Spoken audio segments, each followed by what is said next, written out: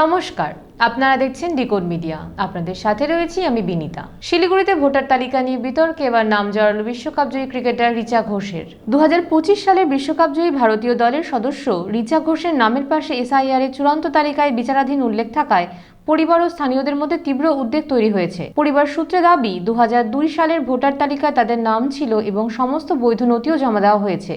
তবুও এমন পরিস্থিতি তৈরি হয় তারা নির্বাচন কমিশনের দ্বারস্থ হওয়ার সিদ্ধান্ত নিয়েছেন। হ্যাঁ, ওটা জানি না অ্যাকচুয়ালি তার মানেটাই বা কি আমি এখনো বুঝতে পারছি না। বিচারাধীন মানে হয়তো তারা বিচার করবে অন্য কিছু, ঠিক আছে। কি দেখলেন? হ্যাঁ, এখন দেখি কি ল্যাপসেস এখন কি আছে, আমাদের তরফ থেকে কোনো ল্যাপসেস আছে কি না, বা ওদের তরফ থেকে কি ল্যাপসেস আছে। লিস্টে কি দেখাচ্ছে? লিস্টে কি জুডিশিয়াল না কি একটা দেখাচ্ছে।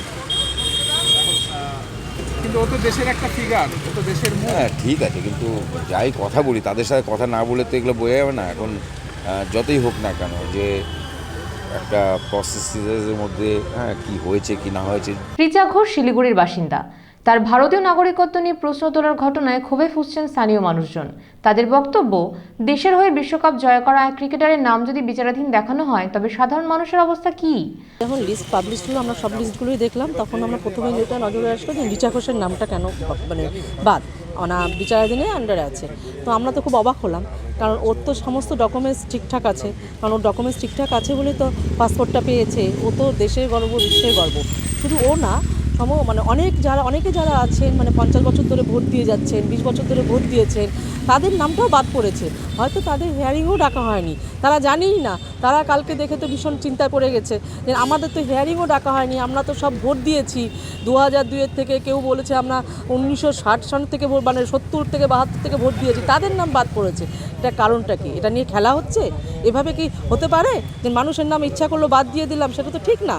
অন্যদিকে ফাঁসিদেওয়া ব্লকের মিলনপল্লীতে একই পরিবারের 4 সদস্যের নাম সংশোধিত ভোটার তালিকা থেকে বাদ দেওয়ার অভিযোগ উঠেছে। পরিবারের সদস্য মিনু রায় জানান, তার কাছে 1995 এবং 2002 সালের ভোটার কার্ড থাকলেও 2002 সালের তালিকায় নাম না থাকার কারণ দেখিয়ে বর্তমান তালিকা থেকে নাম বাদ দেওয়া হয়েছে। এসআইআর ফর্ম পূরণের সময় সমস্ত নথি জমা দেওয়া সত্ত্বেও এমন পরিস্থিতিতে ক্ষোভ প্রকাশ করেছেন তারা।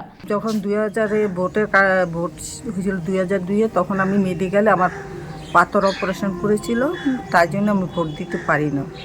আমার স্বামীর কত নম্বরে আছে? 95-তে ভোটার কার্ড আছে। কী কারণ আমার স্বামীও মেডিকেলে ছিল, উনিও ভোট দিতে পারে না। কী কারণ আমার নাম কাটা গেল আমি কিছুই জানি না। কার কাটা গেছে? আমার কাটা গেছে মিনু রায়, চন্দন রায়, উজ্জ্বল রায়, সঙ্গীতা বাপের বাড়ির টাইটেল হচ্ছে সঙ্গীতা রায়, আর শ্বশুর বাড়ি হচ্ছে সঙ্গীতা সরকার। 4 জনে আমাদের ভোটের লিস্টে 2000 লিস্টে নাম আসেনি না। তো কি চাচ্ছেন এখন? এখন আমি চাচ্ছি যে আমার 2000-এ আমাকে ভোটের লিস্টে নাম উঠানোর জন্য। ভোটার তালিকা নিয়ে এই একের পর এক অভিযোগে সাধারণ মানুষের মধ্যে অসন্তোষ বাড়ছে। এতদিন ধরে প্রক্রিয়া চলার পরও কেন যথাযথ যাচাই হয়নি এবং বৈধ নথি জমা দেওয়ার পরও কিভাবে নাম বাদ পড়ছে তা নিয়ে উঠছে বড় প্রশ্ন।